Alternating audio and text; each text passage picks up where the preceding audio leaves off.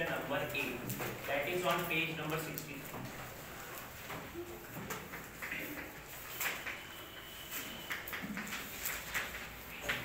Illustration 8.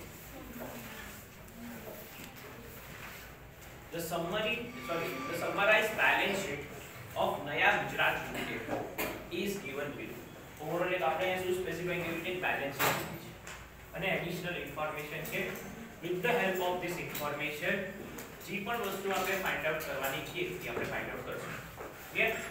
સૌથી પહેલા આપણે બેલેન્સ શીટ લીધી, that is horizontal balance sheet. આપણે liability side as well as the asset side specify કરી. liability side માં શું દીધું છે? equity shares, 10% preference shares, capital reserves, 10% debentures, bank OD and the creditors. બે વર્ષનું સ્પેસિફાઈ કર્યું છે. એક તો યર એન્ડિંગ 31st માર્ચ 2017 અને સેકન્ડ શું દીધું છે? 31st March 2018. એસેટ્સ માં પણ સેમ વે સ્પેસિફાઈ કર્યું છે. લાસ્ટ સમ માં જેમ આપણે બે વર્ષનું દીધું હતું એવી રીતે અહીંયા પણ દીધું છે કે ફિક્સ્ડ એસેટ ની value, stock, ડેટર્સ, cash balance, cash and bank and the preliminary expenses. Additional information regarding the profit and loss account આપણે additional information specify કરી છે. 2016-17 નું દીધું છે, 2017-18. so total sales first શું સ્પેસિફાઈ કર્યું છે? total sales equals to શું કીધું છે? cash sales is 3/5 of the credit sales. હવે આ જે અમાઉન્ટ આપણે દીધી છે એના ઉપરથી મારે ફાઇન્ડ આઉટ કરવાનું રહેશે cash sales and credit sales with the help of this information. બધાનું ધ્યાન રાખો. ઓવરઓલ મારે ફાઇન્ડ આઉટ કરવાનું છે કેશ અને બીજું મારે ફાઇન્ડ આઉટ કરવાનું છે ક્રેડિટ. મારી પાસે ટોટલ સેલ્સ છે. તમને ફોર્મ્યુલા ખબર છે કે કેશ પ્લસ ક્રેડિટ કરું તો ઇક્વલ શું થશે? ટોટલ સેલ્સ થશે. બરાબર? તો અહીંયા મારી પાસે એ લોકો કીધું છે કે કેશ સેલ્સ શું છે? ક્રેડિટ સેલ્સ નું 3/5 છે. ક્રેડિટ સેલ્સ નું શું છે? 3/5. Suppose I am assuming this is 100 or 1. કાઈ પણ આપણે એઝ્યુમ કરીએ. 100 એઝ્યુમ કરો તો પ્લસ એમાં આપણે 3/5 કરશું. અગર આપણે 1 એઝ્યુમ કરીએ તો એમાં 3/5. તો 1 પ્લસ આપણે ક્રેડિટ સેલ્સ કેટલું? જ્યારે આ છે તો આનું કેટલું છે? 3/5. તો મારું ટોટલ સેલ્સ કેટલું થશે? આનું એલસીએમ લઈને ફાઇન્ડ આઉટ કરીશ. તો અહીંયા 5 1 5. તો 5/5 plus 3/5 equals to what? 8/5. Total sales મારું શું થઈ ગયું? 8/5. ફોર એક્ઝામ્પલ હવે જો ટોટલ સેલ્સ અને આ હું લખું અહીંયા કેશ સેલ્સ. એકવાર મને કેશ બી મળી ગયું ને, સોરી ક્રેડિટ બી મળી ગયું ને મને ક્રેડિટ સેલ્સ, તો હું કેશ સેલ્સ ફાઇન્ડ આઉટ કરી શકીશ.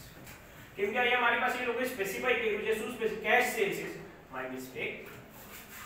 આ ક્રેડિટ છે, ક્વેશ્ચનમાં મને લખ્યું કેશ અને આ શું છે? કેશ. Cash sales is 3/5. શું દીધું છે? ક્વેશ્ચન પાછો રિપીટ કરું છું. ટોટલ સેલ્સ બ્રેકેટમાં દીધું છે cash sales is 3/5 of the credit sales. એટલે હું ક્રેડિટ સેલ્સ ને એઝ્યુમ બંધ કરું છું. હું કોને એઝ્યુમ બંધ કરીશ? Credit sales. તો મારું કેશ સેલ્સ કેટલું થઈ જશે? 3/5. તો ટોટલ સેલ્સ ફાઇન્ડ આઉટ કરો તો તમને ખબર છે credit plus cash equals to what? 1. તો ઇક્વલ્સ ટુ વોટ? ટોટલ. તો અહીંયા હું એનું એલસીએમ લઈને ફાઇન્ડ આઉટ કરું તો 8/5 આવ્યું. બરાબર? તો હવે મારી પાસે અહીંયા કેશ સેલ્સ છે. અહીંયા હું કેશ સેલ્સ લખીશ. કેશ સેલ્સ ઇક્વલ્સ ટુ 3/5 અને ટોટલ સેલ્સ કેટલું છે? 8/5. બરાબર? હવે જ્યારે ટોટલ સેલ્સ ની અમાઉન્ટ 8 લાખ રૂપીસ છે તો ત્યારે હું કેશ સેલ્સ ફાઇન્ડ આઉટ કરી શકું છું. હવે સાંભળો શું કરશો? 8/5 નું કરો, ડિવાઇડ કરી શું આવશે? 1.6. 1.6. 3/5 0.6. બરાબર? હવે હું તમને કહું છું કરો 0.6 into 8 lakh divided by 1.6.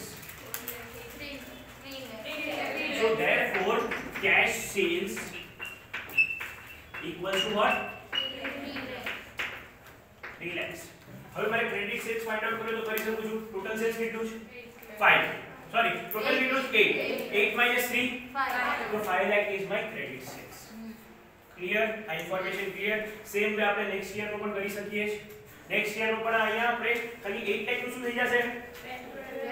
12 lakh. તો 12 lakh into 0.6 divided by 1.6. Sorry? 4,50,000. So 4,50,000 answer આવી ગયો. હવે 12 minus 450 કરીશ તો આન્સર ક્લિયર બધાને? Credit sales cash sales clear થઈ ગયું. હવે next part cost of goods sold specify કેટલું કર્યું છે? 60000 સોરી 6 લાખ અને 8,40,000. પછી નેક્સ્ટ કીધું છે ગ્રોસ પ્રોફિટ. નેક્સ્ટ શું દીધું છે? Gross profit 2 lakh and 3,60,000. Administrative expense, selling expense, selling distribution expense specify કર્યું છે. નેટ પ્રોફિટ દીધું છે. નેટ પ્રોફિટ દીધું છે શું દીધું છે?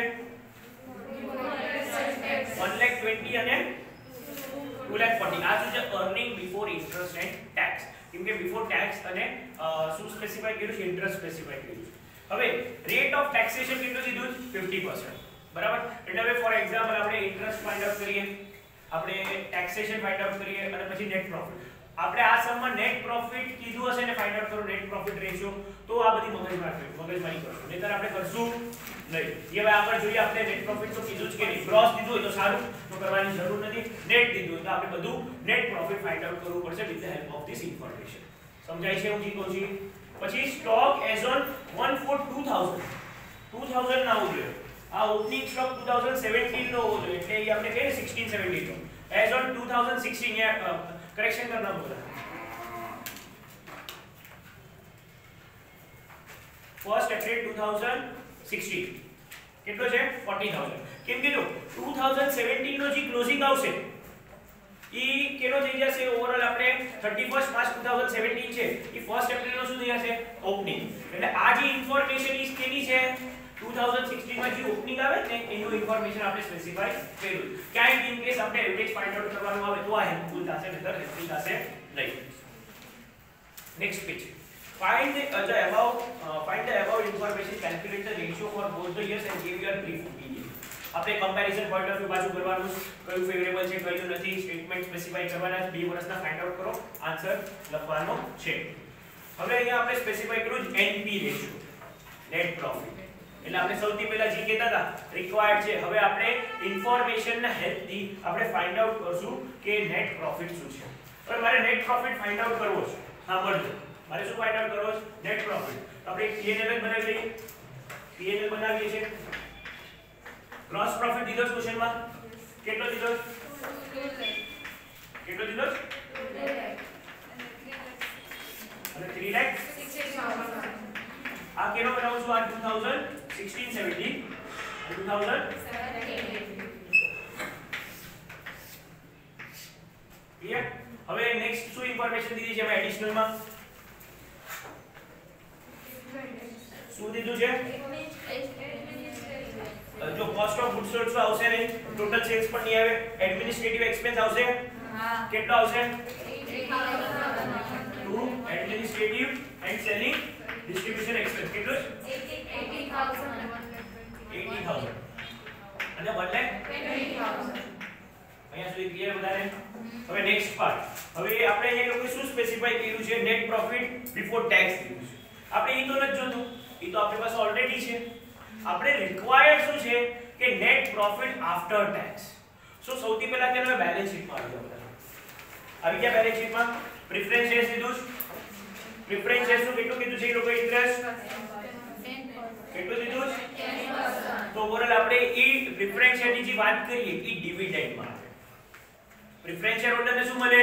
ડિવિડન્ડ. એટલે ઈ મિસ્ટેક આપણે કરવાની નથી. ઇક્વિટી શેર્સ તો એ દીધું જ નથી, ઇક્વિટી એ દીધું છે, પણ એ આપણે લેશું નહીં. ડેબેન્ચર્સ કા લોન દીધું હોય ને એનું આપણે ઓવરઓલ લેસ કરવું પડશે કે ઈ આપણું ઇન્ટરેસ્ટ થાય. તો ડેબેન્ચર્સ હોલ્ડર નું એમાઉન્ટ શું છે? 1 લાખ છે. તો 1 લાખ નો ઇન્ટરેસ્ટ 10,000 ટુ ઇન્ટરેસ્ટ ઓન ડેબેન્ચર્સ કેટલું છે? 10,000 આવશે. અને અહીંયા 10,000. અહીંયા સુધી બધાને ક્લિયર? બાપુ કોઈને ડાઉટ તો પૂછો. રેડી? હવે બેંક લોન દીધી છે? દીધું જ નથી દીધું? નથી દીધું. અત્યારના હવે ટેક્સ દીધો છે. Tax is also the part of the profit and loss expense we can see.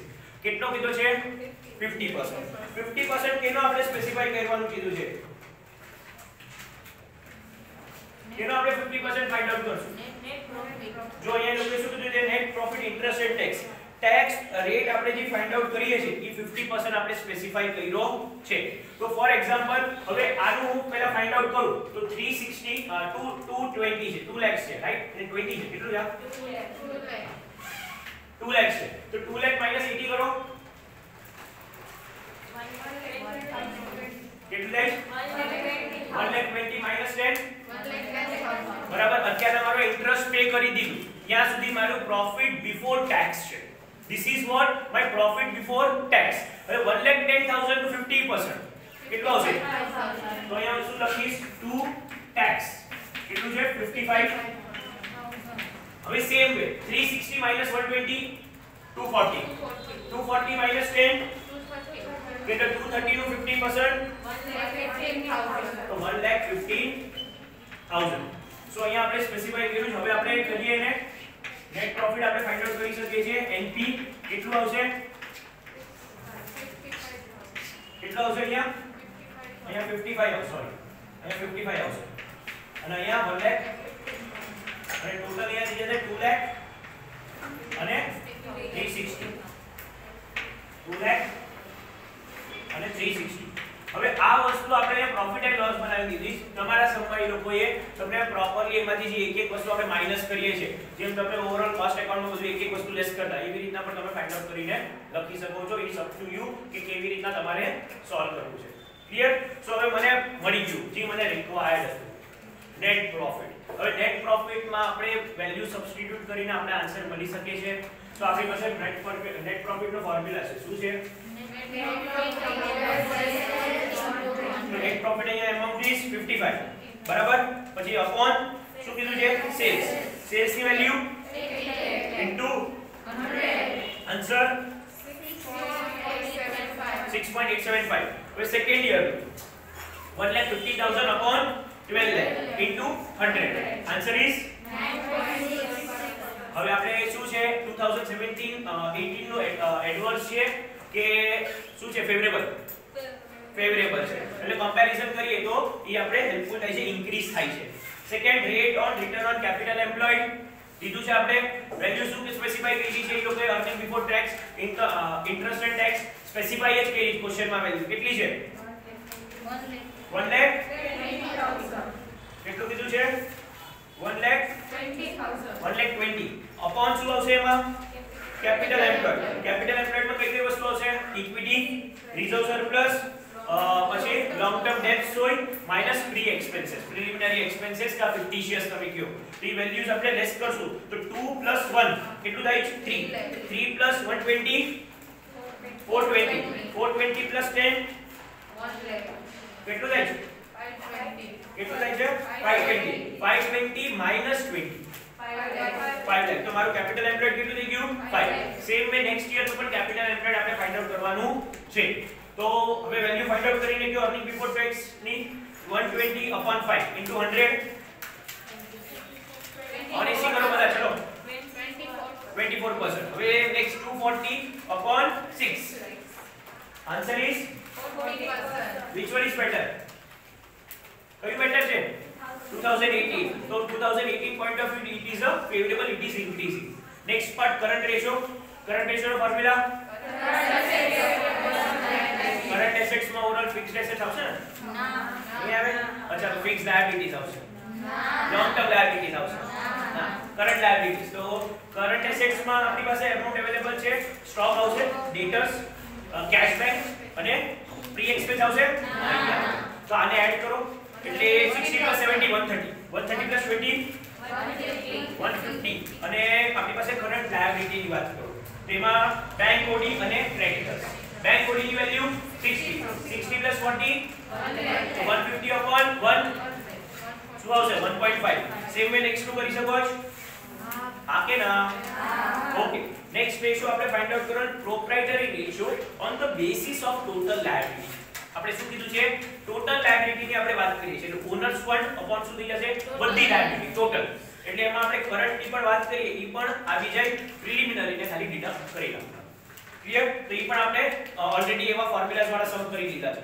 Next capital ગેરિંગ ratio તો એની પાસે આપણો ફોર્મ્યુલા છે preference debentures long term loans upon આપણે શું કરવું પડશે ઇક્વિટી શેર્સ સો ઈ પણ આપણે વેલ્યુ મળી શકે છે પછી નેક્સ્ટ આપણે સ્પેસિફાઈ કર્યું છે ડેટર્સ રેશિયો ઈ પણ આપણે ડેટર્સ રેશિયોમાં અત્યારના મારી પાસે જે રિક્વાયર્ડ ઇન્ફોર્મેશન મને જોતી હતી ક્રેડિટર્સ ક્રેડિટ સેલ્સ ઈ વસ્તુ મને મળી ગઈ છે અગર મારી પાસે કેશ હોત તો ઓવરઓલ આપણે ડિફિકલ્ટ પાર્ટ થાય કેલ્ક્યુલેટ, કેમ કે ક્યારે કરવું પડે. આપણે સ્ટાર્ટિંગમાં કર્યું, આ લોકો અહીંયા સોલ્યુશનમાં હમણાં કરીને બતાવ્યું. જે આપણે સ્ટાર્ટિંગમાં કર્યું ને એ લોકોએ અહીંયા કરીને બતાવ્યું, જેનાથી આપણે ક્રેડિટ સેલ્સ બની શકે.